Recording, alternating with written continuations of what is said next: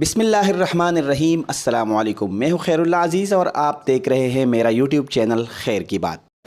ڈیڑھ دہائی کے دوران پاکستان بھر سے 8,732 افراد لاپتہ ہوئے۔ 30 جون 2002 تک لاپتہ افراد میں 234 کی لاشیں ملی۔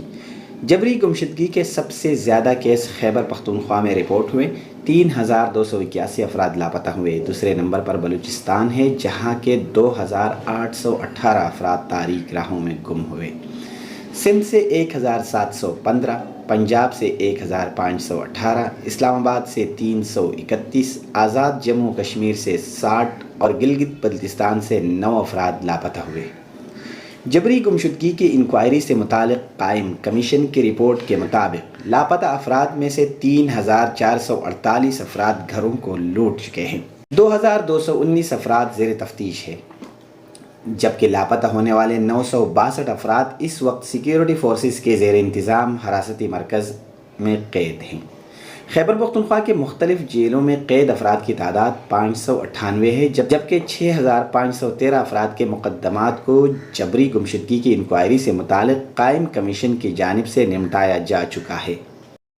سال 2008 میں خیبر پختونخوا اور بالخصوص قبائلی اضلاع سے لاپتہ ہونے والے افراد کی تعداد میں اضافہ دیکھنے میں آیا تھا۔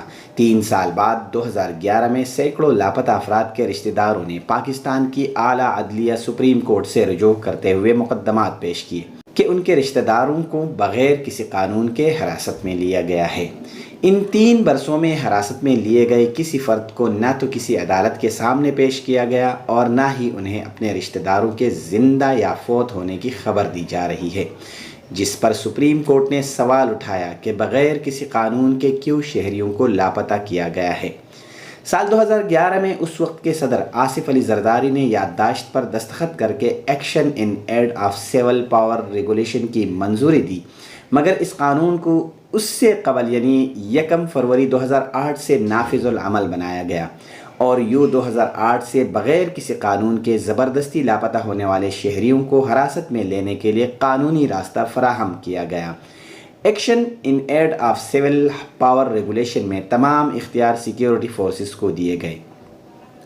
جب بھارت 5 اگست 2019 کو اپنے پارلیمنٹ سے آئین کے آرٹیکل 35A اور 370 میں ترامیم کے ذریعے مقبوضہ جموں و کشمیر کی حیثیت تبدیل کرنے کی منظوری لے رہا تھا، تو عین اسی دن یعنی 5 اگست 2019 کو اس وقت کے گورنر خیبر پختونخوا شاہ فرمان نے انسانی حقوق کے خلاف بنائے گئے ordinance action in aid of civil power regulation کے دائرہ کو قبائلی اضلاع سے بڑھا کر پورے خیبر پختونخوا تک توسیع دی۔ Action in aid of civil power کے تحت سیکیورٹی ادارہ بغیر کسی جواز کے کسی بھی شہری کو حراست اور تحویل میں لے سکتا ہے۔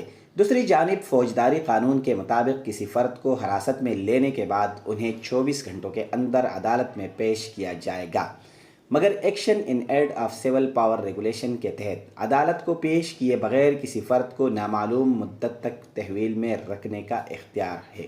کسی بھی ملزم کا 14 دنوں میں عدالت میں مقدمہ شروع ہونا چاہیے، مگر action in aid of civil power regulation کے تحت گرفتار یا حراست میں لیے گئے فرد کو عدالت میں پیش نہیں کیا جاتا۔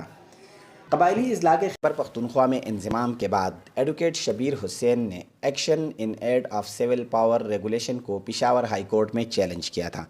اس وقت پشاور ہائی کورٹ کے چیف جسٹس وقار احمد سیٹھ کی سربراہی میں قائم بینچ نے 18 اکتوبر 2019 کو مذکورہ قانون کو آئین سے متصادم قرار دیتے ہوئے کالعدم قرار دینے کے احکامات جاری کیے تھے۔ پشاور ہائی کورٹ کا یہ فیصلہ سپریم کورٹ میں چیلنج کیا گیا اور سپریم کورٹ نے پشاور ہائی کورٹ کے فیصلے پر حکم امتناع جاری کیا۔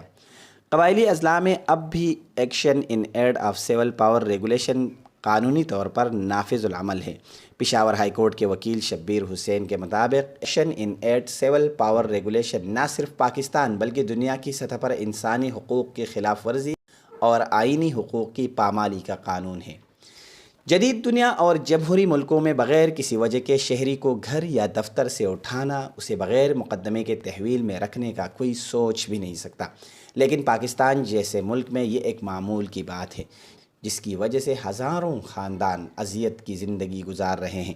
انہیں نہیں معلوم کہ ان کے پیارے زندہ ہیں یا نہیں، اگر زندہ ہیں تو کس حال میں ہیں، اور کب انہیں کسی دور دراز علاقے میں دہشت گرد قرار دے کر مقابلے میں مار دیا جائے گا۔ اگر یہ رپورٹ آپ کو پسند آئی ہے تو چینل سبسکرائب کریں، اپنا فیڈ بیک دیں، آپ کی تنقید کا خیر مقدم کیا جائے گا۔ اللہ حافظ۔